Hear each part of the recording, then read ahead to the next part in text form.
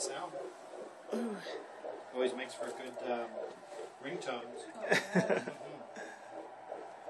When the baby's a little bit bigger and louder, then you can record it.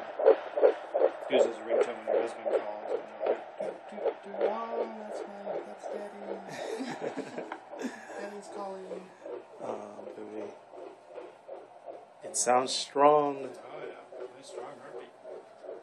155 beats per minute. That's perfect. That's a little boy. Don't tell her that. I didn't get to finish my sentence. Or a girl. Oh, I was happy either way.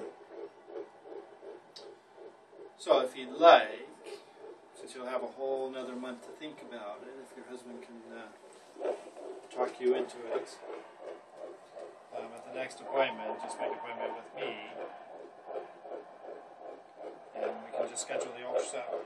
Okay. That way, if you change your mind and you want to know, you'll have the opportunity to schedule. Okay. You can always just cancel it and say no.